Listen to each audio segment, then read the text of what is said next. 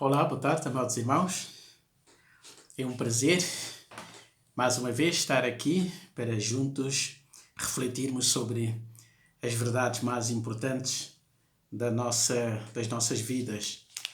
E nós só podemos louvar a Deus, é aquele Deus que nos criou e que sabe o que é melhor para nós e que na sua sabedoria, mas também na sua bondade, resolveu, portanto, revelar-se a cada um de nós. E nós só podemos louvar pela sua palavra, que nos serve de instrução, de orientação, de revelação da própria pessoa de Deus, mas também é um livro que nos aponta o caminho para o futuro que nós desconhecemos.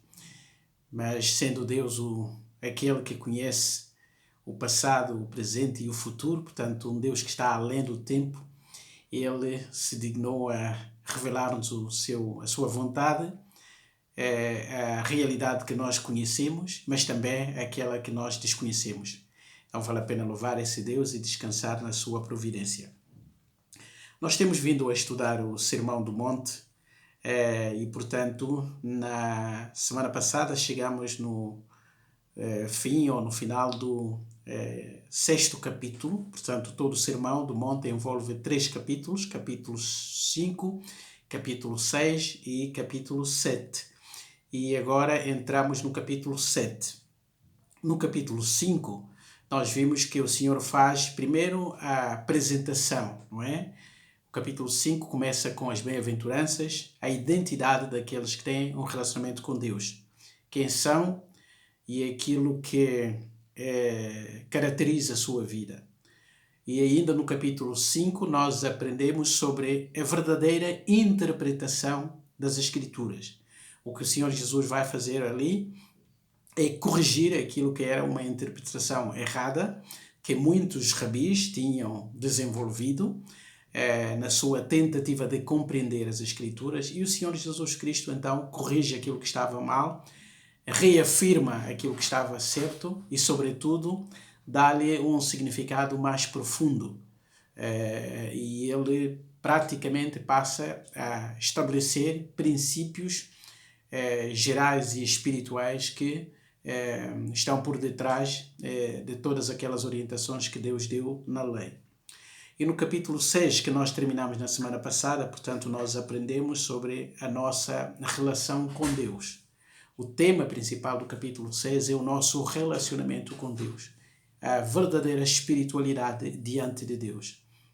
E ali aprendemos a não fazermos as coisas esperando o favor dos homens, mas fazendo tudo esperando a aprovação do próprio Deus, porque Ele sabe aquilo que nós precisamos. E depois fomos desafiados também a não juntarmos tesouros aqui na terra. Portanto, a nossa visão de tudo aquilo que Deus nos dá deve ser uma visão redentora, uma visão para a eternidade. Portanto, fomos aconselhados a não permitir nas nossas vidas que qualquer coisa ou alguém até possa ocupar um lugar de importância máxima na nossa vida. Porque fazendo isso, então esta coisa ou esta pessoa, mais cedo ou mais tarde, se transformaria num Deus. E depois, sendo Deus ou ídolo, então iria concorrer com o próprio Deus. E então a instrução que nós recebemos aí é que não podemos permitir que nada concorra com Deus, que nada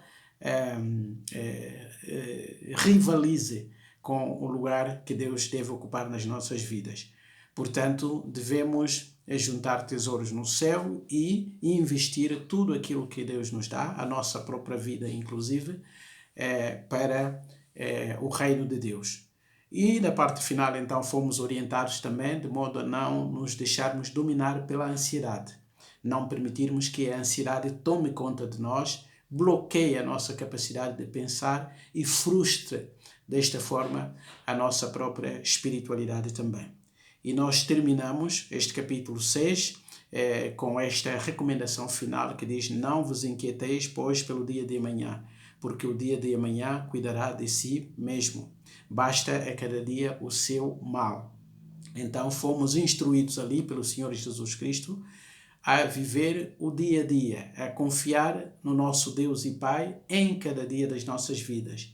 E esta confiança deve tranquilizar o nosso coração, não permitindo que a ansiedade tome conta de nós, domine as nossas vidas e até nos leve a um bloqueio tanto intelectual, emocional, como também espiritual. Agora, aqui no capítulo 7, normalmente será todo um capítulo que trata da questão de julgamentos que nós fazemos, a avaliação que nós fazemos da vida, da nossa própria realidade, da nossa relação com os outros, do julgamento que fazemos em relação àquilo que ouvimos, a resposta que nós damos em relação a todo o ensino da palavra de Deus. E na parte final, então, o Senhor Jesus Cristo deixa bem claro que a nossa vida comparada ou deve ser vista como uma construção.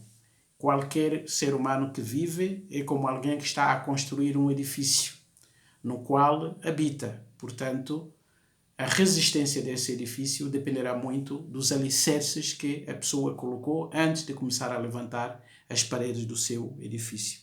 Desta forma, então, o Senhor encerra o seu grande discurso, o seu grande sermão. E hoje, então, começaremos este capítulo 7, que nos fala sobre o julgamento. E nós iremos ler os primeiros 2 versículos do capítulo 7, que dizem o seguinte. Portanto, estamos em Mateus capítulo 7, versos 1 e 2. Diz assim a palavra do nosso Deus: Não julgueis para que não sejais julgados, porque com o juízo com que julgardes, sereis julgados, e com a medida com que tiverdes medido, vos tomarão ou vos tornarão a medir. Portanto, ele estabelece aqui um princípio geral que vai conduzir todo o seu ensino até ao final do capítulo 7 e também ao encerramento deste sermão que ficou descrito na Bíblia como o Sermão do Monte. E é muito interessante como o Senhor ensinava, e aqui aprendemos com este mestre por excelência que ao passar aos seus discípulos os ensinos que eram fundamentais e necessários para as suas vidas, ele começa sempre por estabelecer o princípio geral, o princípio máximo. Nós vemos isso ao longo de todo o Sermão do Monte. Antes de entrar em pormenores, ele estabelece em primeiro lugar o princípio geral, e é esse princípio geral que vai coordenar todos os outros ensinos subsequentes que ele vai então transmitir aos seus seguidores. E aqui ele estabelece logo o princípio geral: não julgueis para que não sejais julgados. Ou seja, a máxima que é: não julgueis. Isso é muito interessante, porque quando nós estudamos em pormenores o capítulo 7, esse mesmo capítulo que começa com esta máxima, nós veremos que há desafios que o próprio Senhor Jesus deixou nesse texto e que nos levam necessariamente a fazer um juízo. Porque nós fomos criados por Deus com a capacidade de fazer juízo, ou a capacidade de exercer discernimento. Nós muitas vezes somos colocados perante situações que exigem de nós uma escolha.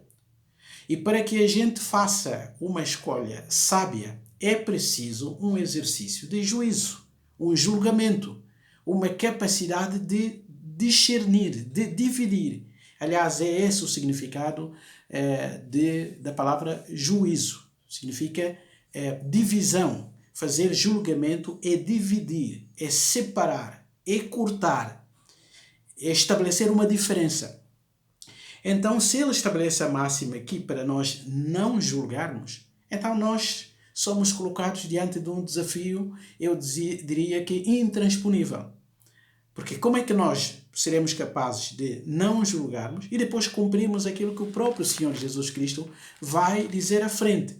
Por exemplo, ele vai dizer no versículo 6, não deis aos cães as coisas santas, nem deteis aos porcos as vossas pérolas. Portanto, como é que nós iremos distinguir, por exemplo, que ali há um grupo de porcos ou ali há um grupo de cães? Quem é cão, quem é porco? Como é que nós podemos saber que não podemos deitar as coisas santas? Porque essas pessoas, às quais nós estamos a deitar essas coisas, se identificam ou reagem como cães. E como é que nós podemos distinguir também aqueles diante de quem podemos, de uma forma não sábia, deitar as pérolas e afinal estamos a deitá-las aos porcos. Como é que nós podemos identificar isso? Temos que exercer o nosso juízo, não é? Ou ainda mais adiante, nesse mesmo capítulo, no versículo 15, ele diz: é que cautelai-vos, porém, dos falsos profetas. Ora, para eu ser capaz de identificar o falso profeta do verdadeiro ou o verdadeiro do falso, necessariamente eu tenho que exercer algum critério de julgamento para chegar à conclusão de que este aqui é um falso profeta e aquele outro é um verdadeiro profeta. Isso exige de mim uma capacidade de diferenciação, de cortar, de divisão, de discernir. Então, se eu tenho como ordem da parte do Senhor Jesus Cristo de que não devo julgar, então aquilo que o próprio Jesus Cristo vai colocar como desafio para a minha vida se torna impossível. Só que nós também sabemos que o nosso Senhor, e a palavra de Deus também mostra isso, não entra nunca em contradição. E o Senhor Jesus muito menos podia entrar em contradição nos seus próprios ensinos. Ele era o mestre dos mestres. A sua mente funcionava na sua capacidade plena de racionalidade. Portanto, não pode ensinar algo contraditório. Então isso nos leva à pergunta. Então o que é que ele quis dizer com esta máxima, esta ordem, este imperativo que ele nos coloca aqui? Não julgueis. O que é que devemos entender por não julgueis? Antes mesmo de saber os resultados ou os condicionalismos que ele vai colocar. Ele diz que não devemos julgar. E aqui, para entendermos melhor aquilo que o Senhor quer dizer, temos que seguir a sequência deste seu ensino. E mesmo nesses 2 versículos nós iremos compreender mais ou menos o que está por detrás deste ensino. Ele diz o seguinte: não julgueis para que não sejais julgados. Ou seja, a primeira razão que nos deve levar a não julgar é que, desta forma, nós também seremos poupados desse julgamento exigente que nós fazemos em relação aos outros.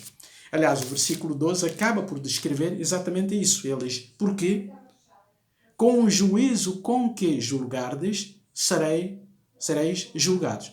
E aqui, juízo significa critério. Com grau de precisão, com grau de elevação, com grau de exigência que vocês usam para julgar os outros, então esse mesmo grau de exigência também será usado contra vós quando fordes julgados. E ele ainda acrescenta dizendo: com a medida com que tiverdes medido, vos tornarão a medir. Ou seja, tudo aquilo que nós exigimos da outra pessoa, a quem nós julgamos, então um dia também será usado contra nós. Esta é a razão básica e principal que ele nos dá aqui para não julgarmos. Mas a pergunta ainda subsiste. O que é que ele quis dizer exatamente com esta proibição? Nós não podemos fazer uma avaliação correta sem julgar. Não podemos exercer o nosso discernimento de forma correta sem usarmos a nossa capacidade ou faculdade de julgar. Não é possível agirmos com sabedoria diante de diversas opções que nos são apresentadas sem usarmos da capacidade de julgamento. Então, qual é a razão desta máxima, dessa proibição categórica que o Senhor coloca aqui? Sem dúvidas que, analisando o ensino dentro do seu contexto, nós chegaremos à conclusão de que ele está a falar de um julgamento específico aqui. Ele não está a falar de forma absoluta, de que qualquer tipo de julgamento seja proibido.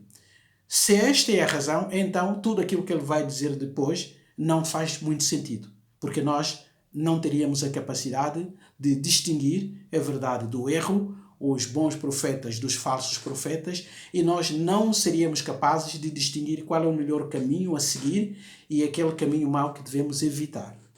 Portanto, e como devíamos ter a capacidade de construir a casa prevenindo-nos dos resultados catastróficos que podem sobrevir a esta mesma construção e depois as consequências que cada tipo de construção também irá sofrer. Portanto, tudo isso, praticamente tudo o que ele vai dizer no capítulo 7 tem a ver com julgamento.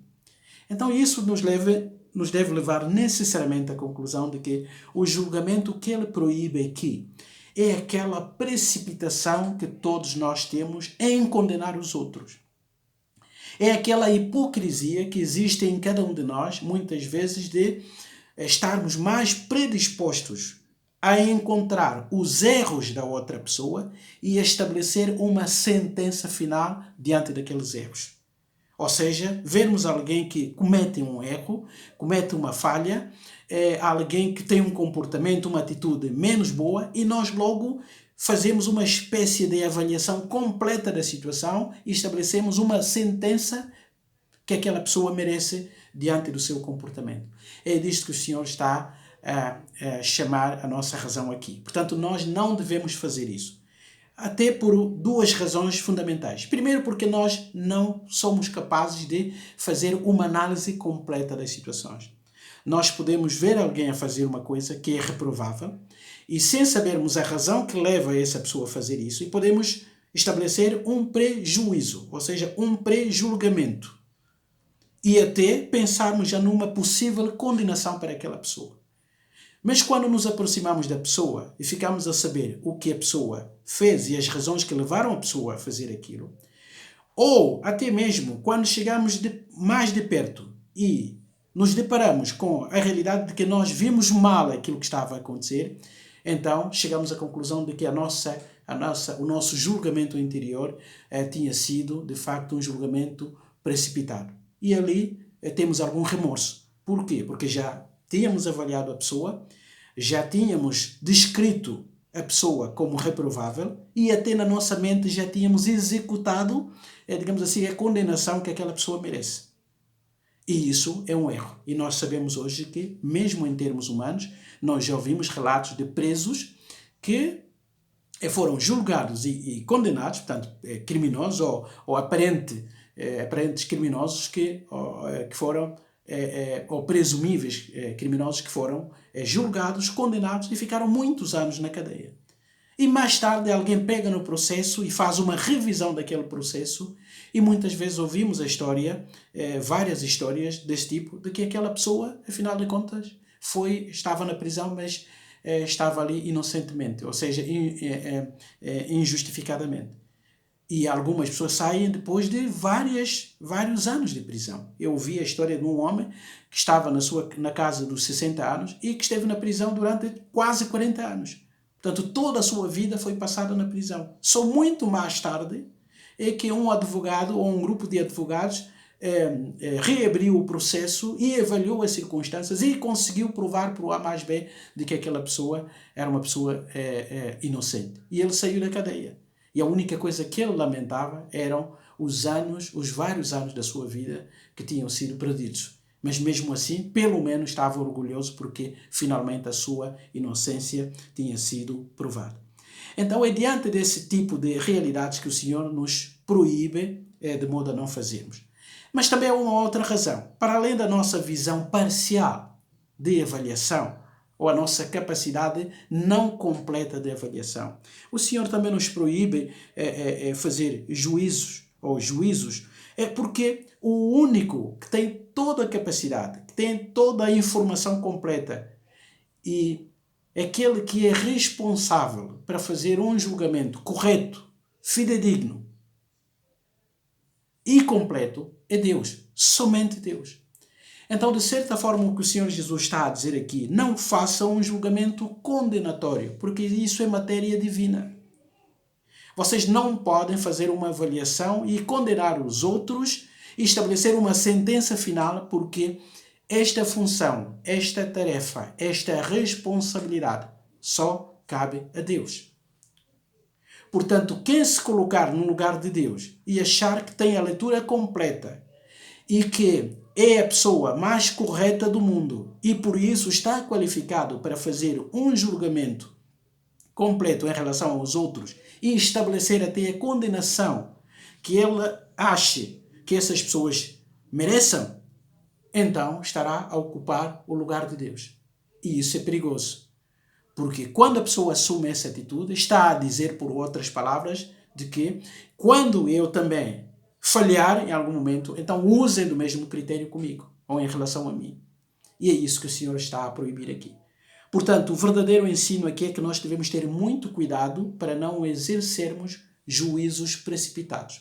E nós veremos que ao longo do ensino, o Senhor Jesus Cristo tem mais em mente aqui aquele julgamento hipócrita. Aquele que faz da pessoa que julga achar-se a pessoa mais perfeita do planeta. Por isso, com a ilusão dessa visão distorcida da sua pessoa, ele acha que está qualificada, portanto, para exercer juízo ou julgamento em relação às outras pessoas. E eu quero acrescentar aqui um outro texto do apóstolo Paulo e que nos pode ajudar a entender o que o Senhor Jesus Cristo estava a ensinar aqui. Na sua carta aos Romanos, no capítulo 2, só vou ler 6 versículos, ele diz o seguinte, Romanos capítulo 2. Portanto, és inexcusável quando julgas, ó homem, quem quer que sejas, porque te condenas a ti mesmo naquilo em que julgas o outro. Pois tu que julgas, fazes o mesmo. E bem sabemos que o juízo de Deus é segundo a verdade, sobre os que tais coisas fazem. E tu, ó homem, que julgas os que fazem tais coisas, cuidas que, fazendo-as tu, escaparás ao juízo de Deus? Ou desprezas tu as riquezas da sua benignidade e paciência e longanimidade, ignorando que a benignidade de Deus te leva ao arrependimento? Mas, segundo a tua dureza e teu coração impenitente, entesouras ira para ti no dia da ira e da manifestação do juízo de Deus. Então, Paulo, no fundo, está a desenvolver esse princípio que o próprio Senhor Jesus estabeleceu aqui. Cuidado com os julgamentos. Cuidado em nos colocarmos num lugar de juízes máximos ou julgadores de outros e de nos considerarmos perfeitos e, como perfeitos, então, achamos que estamos qualificados por Deus ou por nós próprios, pela nossa capacidade de avaliação, para julgar os outros e determinar a sentença que eles merecem. Este é o princípio que o Senhor estabelece aqui. Por isso é que este capítulo começa com esta máxima e é um imperativo. Não julgueis. Ponto final. E se nós quisermos saber por que não devemos julgar, então o Senhor começa a descrever as razões pelas quais nós não devemos julgar. E a primeira delas aqui é que, fazendo isso, ou tomando essa atitude radical, de aparente impecabilidade, então tu estás a dizer que, quando for a minha vez, também quero que façam comigo o que eu estou a fazer aqui. Aliás, ele vai desenvolver esse tema ao longo do capítulo 7. E ele diz que com o mesmo critério, com o mesmo padrão de julgamento, que nós julgarmos os outros, e com a mesma medida, ou seja, a condenação, a avaliação final que nós estabelecermos sobre os outros, então este critério e esta medida também será usada contra nós.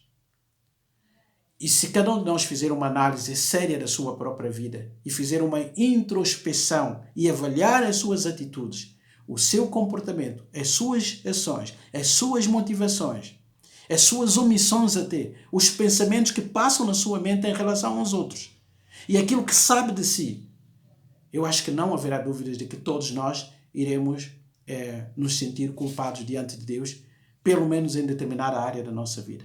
Então, se esta é a avaliação, se esta é a realidade da nossa própria autoavaliação, portanto, isso mostra que o que nós gostamos que se faça conosco é que os outros nos compreendam, nos perdoem quando falharmos e exerçam de misericórdia para conosco. Ora, se é isso que nós desejamos, então a nossa atitude diante das outras pessoas deve ser a mesma. Portanto, em vez de um juízo, um julgamento precipitado e conclusivo, nós devemos ter muita cautela para não nos precipitarmos. É claro que isso não exige ou não significa que nós não podemos fazer nenhuma avaliação. Não podemos fazer escolhas. Não podemos distinguir aquilo que está certo daquilo que está errado. É claro que é isso que a Bíblia nos recomenda. Aliás, todo o capítulo vai demonstrar isso. Mas o que está aqui a ser estabelecido é um princípio geral, que não devemos ser movidos por julgamentos precipitados, julgamentos conclusivos. julgamentos condenatórios, como se nós tivéssemos a palavra final sobre qualquer matéria. Primeiro, não é possível, porque nós não temos toda a abrangência do conhecimento daquilo que se passa. Em segundo lugar, fazendo isso, nós estaremos a estabelecer um critério igual para quando nós próprios estivermos num lugar de réus ou de pessoas que estão a sofrer a condenação dos outros. Então, este é o ensino principal e vamos ficar por aqui. E eu acho que esse é o ensino que nos deve humilhar a todos e que nos deve fazer refletir como tem sido a nossa própria vida. Que Deus nos dê essa capacidade de evitarmos a todo custo os julgamentos precipitados, condenatórios e finais sobre as outras pessoas. Porque fazendo isso, nós estaremos a pedir que isso também se faça conosco, de forma implícita. Que Deus nos ajude a exercer toda a nossa capacidade de avaliar as coisas, mas a deixar o julgamento final, condenatório, abrangente com o próprio Deus, porque só Ele tem a capacidade de fazê-lo, mas também só Ele tem a autoridade para fazer esse julgamento. E ele será feito no fim. Mas o que nos é pedido aqui é que nós devemos evitar a todo custo este lugar de juízes supremos em relação à vida dos outros. Que Deus nos abençoe, que Ele nos ensine, que Ele nos proteja e nos guarde e que nos leve ao arrependimento, porque muitas vezes sabemos que fazemos este tipo de juízos em relação aos outros. Que Ele seja glorificado, que Ele nos abençoe e que possamos aprender com este maravilhoso ensino do Senhor Jesus Cristo, para a sua honra, para a nossa edificação e também para a preservação dos relacionamentos uns com os outros. Que Deus ricamente nos abençoe. Amém.